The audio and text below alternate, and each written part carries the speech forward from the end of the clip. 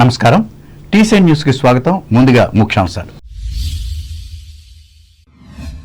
ముఖ్యమంత్రి చంద్రబాబు, ఉప ముఖ్యమంత్రి పవన్ కళ్యాణ్ల కృషితో విశాఖ ఉక్కు ఫ్యాక్టరీ అభివృద్ధికి మంజూరైన నిధులు భీమవరంలో ప్రకటించిన తెలుగుదేశం పొలిట్ బ్యూరో సభ్యురాలు సీతారామలక్ష్మి. పశ్చిమ గోదావరి జిల్లా బీజేపీ అధ్యక్షురాలిగా అయినంపూడి శ్రీదేవి ఎన్నిక హర్షం వ్యక్తం చేసిన కేంద్ర మంత్రి శ్రీనివాస్ వర్మ. విశాఖ ఉక్కు అభివృద్ధికి ఇచ్చిన మాట నిలబెట్టుకున్న ముఖ్యమంత్రి నారా చంద్రబాబు నాయుడు తణుకులో ప్రకటించిన ఎమ్మెల్యే ఆర్మిల్లి. ప్లేడర్ గుమస్తాలకు హెల్మెట్లను పంపిణీ చేసిన తణుకు 4వ అదనపు జిల్లా జడ్జి సత్యవతి రోడ్డు ప్రమాదాల నివారణకు అందరూ వాడాలని హితవు. మత్స్యకారుల జీవితాల అభివృద్ధికి కృషి చేస్తున్న కేంద్ర రాష్ట్ర ప్రభుత్వాలు వెంకటరామన్నగూడెంలో పేర్కొన్న తాడేపల్లిగూడెం ఎమ్మెల్యే బొలిశెట్టి. పరిశోధనా కేంద్రాలు రైతుల అభివృద్ధికి ప్రాధాన్యతనివ్వాలి. రాజమండ్రిలో శాస్త్రవేత్తలకు సూచించిన కేంద్ర సహాయ మంత్రి భూపతిరాజు. అమలాపురంలో 26న జరిగే గణతంత్ర దినోత్సవ వేడుకలను ఘనంగా నిర్వహించాలి. అధికారులను ఆదేశించిన అంబేద్కర్ కోనసీమ జిల్లా జాయింట్ కలెక్టర్ నిశాంతి. ఆంధ్రప్రదేశ్లో 7 నెలల్లో అద్భుతమైన అభివృద్ధిని సాధించిన ఘనత కూటమి ప్రభుత్వానిదే. ఏలూరులో వెల్లడించిన రాష్ట్ర మంత్రి పార్థసారథి. విశాఖ ఉక్కు కర్మాగారం కోసం ముఖ్యమంత్రి నారా చంద్రబాబు నాయుడు నాయకత్వంలోని తెలుగుదేశం పార్టీ నాయకులు, ఉప ముఖ్యమంత్రి పవన్ కళ్యాణ్లు చేసిన పోరాటాల ఫలితంగా కేంద్ర ప్రభుత్వం 11,440 కోట్ల రూపాయలు మంజూరైనట్లు ఈ పార్టీకి చెందిన పాలిట్ బ్యూరో సభ్యురాలు, మాజీ ఎంపీ తోట సీతారామలక్ష్మి తెలిపారు. భీమవరం నియోజకవర్గ పార్టీ కార్యాలయంలో మంగళవారం నిర్వహించిన విలేకరుల సమావేశంలో ఆమె పాల్గొని మాట్లాడారు. జాతీయ సంపద స్టీల్ ప్లాంట్ కోసం గతంలో ఎమ్మెల్యే గంటా శ్రీనివాసరావు రాజీనామా చేసిన విషయం గుర్తు చేశారు. యువనేత నారా లోకేష్ పాదయాత్ర చేసిన సందర్భంగా విశాఖలో బస చేసి ఉత్తరాంధ్ర పార్టీ నాయకులతో చర్చించి పరిరక్షణకు స్పష్టమైన హామీని కార్మిక నాయకులకు ఇచ్చారని వివరించారు. ఎన్నో రకాలుగా పోరాటాలు చేసి ఎన్నో ఇబ్బందులు ఎదుర్కొన్న స్టీల్ ప్లాంట్ అంటే ఉత్తరాంధ్రకే ఒక మణి మఠంలోని ఆ పరిశ్రమ ఈ రోజున మరి ఆంధ్రప్రదేశ్ ప్రజలకి ఒక కానుకగా నరేంద్ర మోడీ గారు ఇవ్వటం చాలా సంతోషం, అభినందనీయం కూడా. ముఖ్యంగా 11,400 కోట్లు దానికి ఇవ్వటం జరిగింది, మంజూరు చేయటం జరిగింది దాని డెవలప్మెంట్కి. ఎందుకంటే అందరికీ తెలుసు, మొదట్లో అయితే చరిత్ర చెప్పాలి అంటే ఇక్కడ వద్దు స్టీల్ ప్లాంట్ అంటే అప్పుడు చాలామంది ఇక్కడ ఉన్న ఆంధ్రప్రదేశ్ ముఖ్యంగా ఉత్తరాంధ్ర వాళ్ళు ఎవరైతే ఉన్నారో యువత కావచ్చు, విద్యార్థులు కావచ్చు, ప్రతి ఒక్కళ్ళు అక్కడ ఉద్యమాలు చేసి నిరాహార దీక్షలు చేసి ఎన్నో కష్టాలు పడి ఒక 26 ఎకరాల్లో ఆ స్టీల్ ప్లాంట్ అప్పట్లో తేవడం జరిగింది అనేది చెప్పడం జరిగింది. చరిత్ర ఇది అతను రావడం జరిగింది. చాలా చాలా అభినందనీయం, సంతోషం కూడా. ఒక మన ఆంధ్రప్రదేశ్కి వైజాగ్ కావచ్చు, ఉత్తరాంధ్ర కావచ్చు, ఏదైనప్పటికీ కూడా అంత పెద్ద పరిశ్రమ మన ఆంధ్రప్రదేశ్లో ఉందంటే మనకు ఆంధ్రులందరికీ కూడా, తెలుగువారందరికీ కూడా గౌరవింపదగ్గ పరిస్థితి ఇది. ఈ రోజున నరేంద్ర మోడీ గారు చాలా పెద్ద మనసుతో, ఎందుకంటే మొన్న ఆయన వైజాగ్ వచ్చి ఎన్ని కూడా ఆయన చేతుల మీదుగా రైల్వే జోన్ కావచ్చు, ఎన్నో మరి రోడ్లు కావచ్చు, పరిశ్రమలు కావచ్చు, ఎన్నో ఆయన చేతుల మీదుగా శంకుస్థాపన చేయడం జరిగింది. ఈ సమావేశంలో పార్టీ రాష్ట్ర కార్యదర్శి వేండ్ర శ్రీనివాస్, జిల్లా కార్యనిర్వాహక కార్యదర్శి మైలాబొత్తుల ఐజాక్ బాబు, పట్టణ కమిటీ అధ్యక్ష కార్యదర్శులు ఇందుకూరి సుబ్రహ్మణ్యరాజు, గూడూరి సుబ్బారావు, గంటా త్రిమూర్తులు పాల్గొన్నారు. భారతీయ జనతా పార్టీ సంస్థాగత ఎన్నికలలో భాగంగా పశ్చిమ గోదావరి జిల్లాలో వీటిని భీమవరం పార్టీ కార్యాలయంలో మంగళవారం నిర్వహించారు. తణుకుకు చెందిన అయినంపూడి శ్రీదేవిని జిల్లా అధ్యక్షురాలిగా మండల శాఖల అధ్యక్షులు ఏకగ్రీవంగా ఎన్నుకున్నారు. ఆమెకు కేంద్ర ఉక్కు భారీ పరిశ్రమల శాఖ సహాయ మంత్రి భూపతిరాజు శ్రీనివాస వర్మ నియామక పత్రాన్ని అందజేశారు. పార్టీ సీనియర్ నాయకులు పాక వెంకట సత్యనారాయణ, అయోధ్య వేమ, మాజీ జిల్లా అధ్యక్షులు నార్ని తాతాజీ పుష్పగుచ్చాలు అందజేసి అభినందించారు. అసెంబ్లీ ఎన్నికల్లో ముఖ్యమంత్రి నారా చంద్రబాబు నాయుడు ఇచ్చిన హామీ మేరకు విశాఖ ఉక్కు కర్మాగారానికి నిధులు మంజూరు చేయించి ఆంధ్రుల హక్కును నిలబెట్టినందుకు సర్వత్రా హర్షం వ్యక్తం అవుతున్నట్లు తణుకు ఎమ్మెల్యే ఆర్మిల్లి రాధాకృష్ణ తెలిపారు. మంగళవారం పట్టణంలోని తన కార్యాలయంలో నిర్వహించిన విలేకరుల సమావేశంలో ఆయన పాల్గొని మాట్లాడారు. ప్రధానమంత్రి నరేంద్ర మోదీ చేసిన సహకారం వల్ల ఉక్కు ఫ్యాక్టరీని పరిరక్షించుకోగలుగుతున్నామని అన్నారు. ఎన్డీఏ కూటమి ప్రభుత్వం వచ్చిన తర్వాత వీరందరి కృషి వలన ఈరోజు చంద్రబాబు నాయుడు గారి సారథ్యంలో మరలా స్టీల్ ప్లాంట్ని పునర్జీవం చేసే విధంగా ప్రత్యేకమైనటువంటి ప్యాకేజీని సాధించుకోవడం జరిగింది. దీనికి ముందుగా నరేంద్ర మోడీ గారికి కూటమి ప్రభుత్వం తరఫున, కూటమి నాయకుల తరఫున, ఈ రాష్ట్ర ప్రజల తరఫున కూడా మేము ధన్యవాదాలు తెలియజేసుకుంటున్నాం. అదేవిధంగా కేంద్ర ఆర్థిక శాఖ మంత్రులు నిర్మలా సీతారామన్ గారు కూడా దీని మీద ప్రత్యేక దృష్టి పెట్టి ఈరోజు 11,440 కోట్ల రూపాయల ప్రత్యేక ప్యాకేజీని ఈ స్టీల్ ప్లాంట్ పునరుద్ధరణకి కేటాయించడం జరిగింది.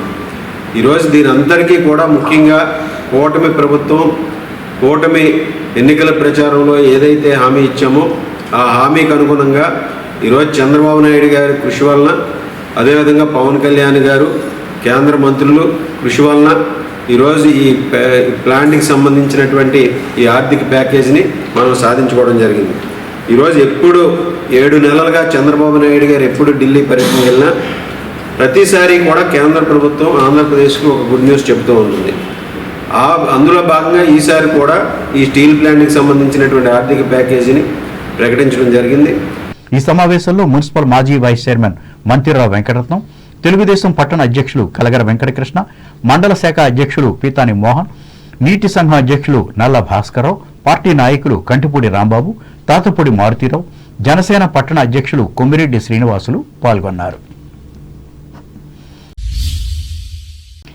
భారత ఆధ్యాత్మిక గురువుగా ప్రసిద్ధి చెందిన స్వామి వివేకానంద జయంతిని తిథుల ప్రకారం తణుకు రామకృష్ణ సమితి ఆధ్వర్యంలో మంగళవారం ఘనంగా నిర్వహించి పూజలు చేశారు. ఈ సందర్భంగా ఈ రోజంతా వ్యవస్థాపక ప్రముఖులు, ప్రజా వైద్యులు తాతిన రామబ్రహ్మం మాట్లాడుతూ మానవ విలువలను పెంపొందించేందుకు వివేకానందుడు చేసిన కృషిని వివరించారు.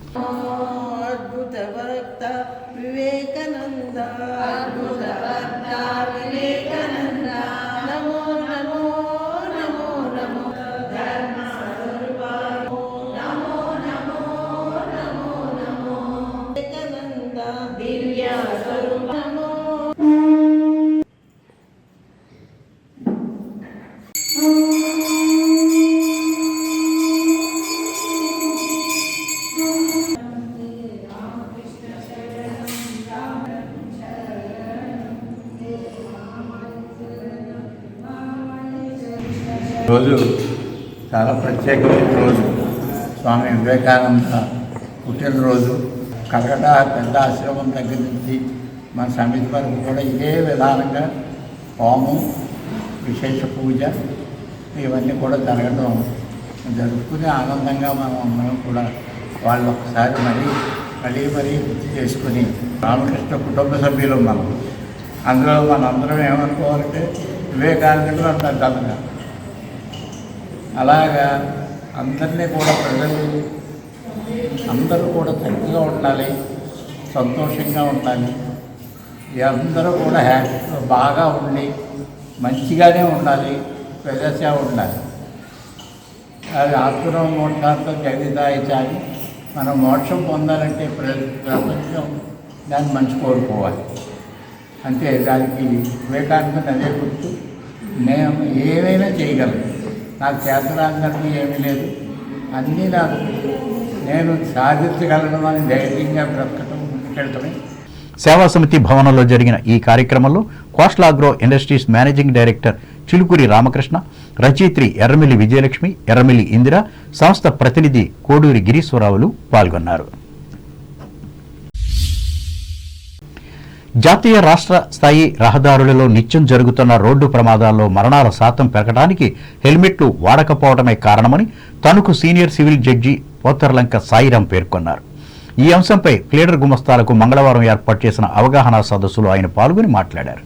దీనిని గుర్తించి ద్విచక్ర వాహనదారులంతా విధిగా హెల్మెట్లను ధరించి విలువైన ప్రాణాలను రక్షించుకోవాలని సూచించారు. అనంతరం 4వ అదనపు జిల్లా జడ్జి డి సత్యవతి ఆర్థిక సహకారంతో కొనుగోలు చేసిన హెల్మెట్లను కొంతమంది గుమస్తాలకు అందజేసి ఆదర్శంగా నిలిచారు.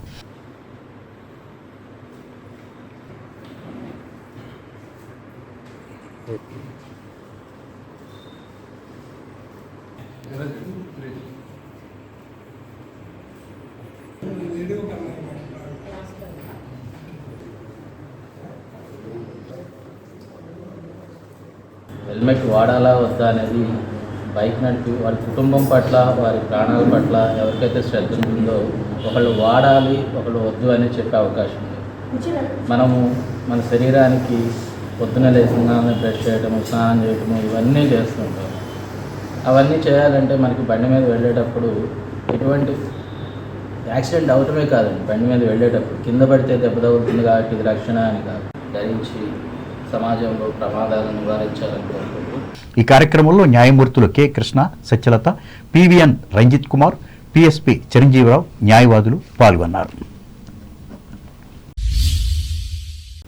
పర్యావరణ పరిరక్షణకు, ప్రజల ఆరోగ్యానికి నష్టం తెచ్చే తణుకు మండలం తేతలి గ్రామ పరిధిలో కొనసాగుతున్న లేహం ఫుడ్స్ ప్రైవేట్ లిమిటెడ్ను జనసంచారం లేని ప్రాంతాలకు తరలించాలని కోరుతూ ఆ ప్రాంత ప్రజలు చేస్తున్న ఆందోళనకు అధికారులు స్పందించకపోవడం విచారకరమని వైఎస్సార్ కాంగ్రెస్ పార్టీకి చెందిన న్యాయవాది వెలగల సాయిబాబారెడ్డి తెలిపారు.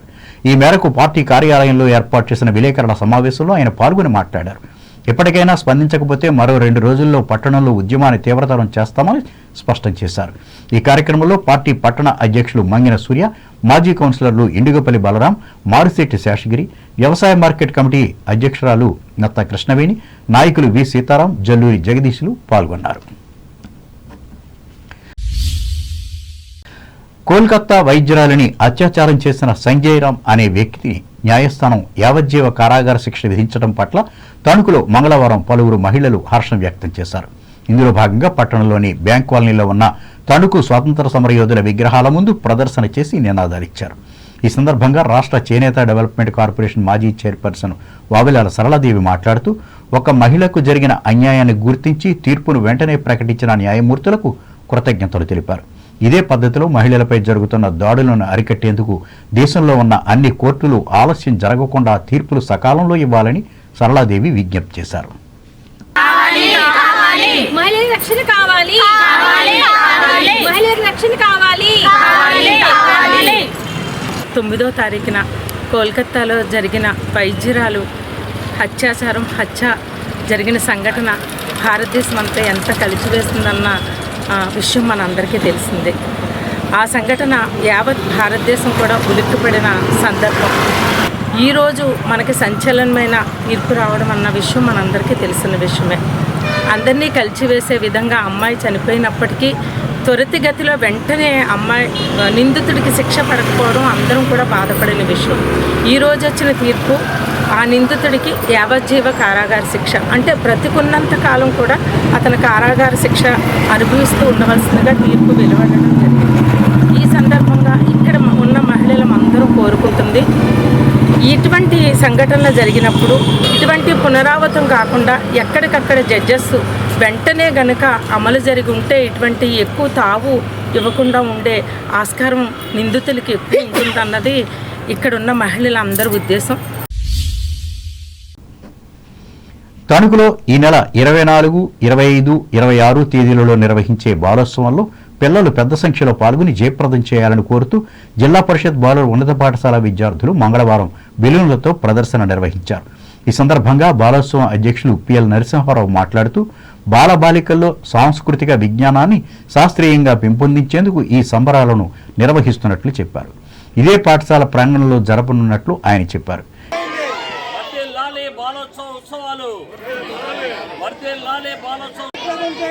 24-25 తారీఖుల్లో బాలోత్సవాన్ని జయప్రదం చేయండి. తణుకులో 24-25 తారీఖుల్లో జరుగు బాలోత్సవాన్ని జయప్రదం చేయండి. తణుకులో 24-25 తారీఖుల్లో జరుగు బాలోత్సవాన్ని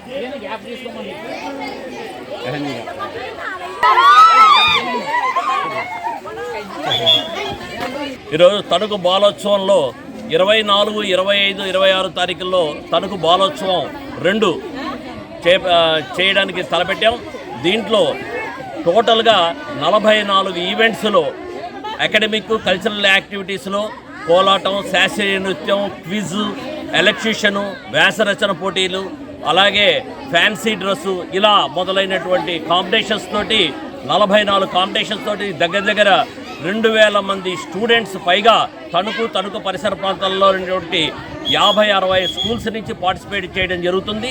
దీనికి వేదికగా బాలుర ఉన్నత పాఠశాల తణుకు ప్రాంగణంలో ఒక జాతరలాగా ఈ ప్రోగ్రాం జరుగుతుంది. కాబట్టి పట్టణంలోని పౌర ప్రముఖులు అందరూ కూడా వచ్చి వీక్షించాల్సిందిగా, అలాగే ప్రతి స్కూల్ వాళ్ళు కూడా దీంట్లో పార్టిసిపేట్ చేసి పిల్లల్లోనేటువంటి సృజనాత్మక శక్తిని పెంచాల్సిందిగా మేమందరం ఈ బాలోత్సవం తరఫున కోరుతున్నాం. ఈ కార్యక్రమంలో బాలోత్సవ కమిటీ ప్రధాన కార్యదర్శి పి దక్షిణామూర్తి, పాఠశాల అభివృద్ధి కమిటీ మాజీ అధ్యక్షులు తాతపూడి మారుతిరావు, నిర్వహణ కమిటీ సభ్యులు ఆకుల శేషబాబు, పి గోపి, పి రాజాలతో పాటు ఉపాధ్యాయులు పాల్గొన్నారు.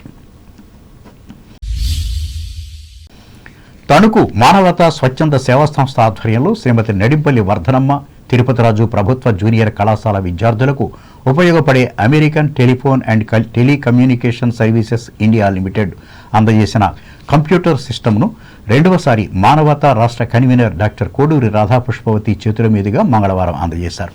ఈ సందర్భంగా ఆమె మాట్లాడుతూ రోజురోజుకు పెరుగుతున్న కంప్యూటర్ విజ్ఞానాన్ని అందిపుచ్చుకునే విధంగా ప్రభుత్వ కళాశాలలకు అందించడం ఆనందంగా ఉందన్నారు. దీనిని ఉపయోగించుకుని విద్యార్థులు అభివృద్ధి చెందాలని రిటైర్డ్ వైస్ ప్రిన్సిపల్గా అయిన డాక్టర్ రాధాపుష్పవతి హితవు పలికారు.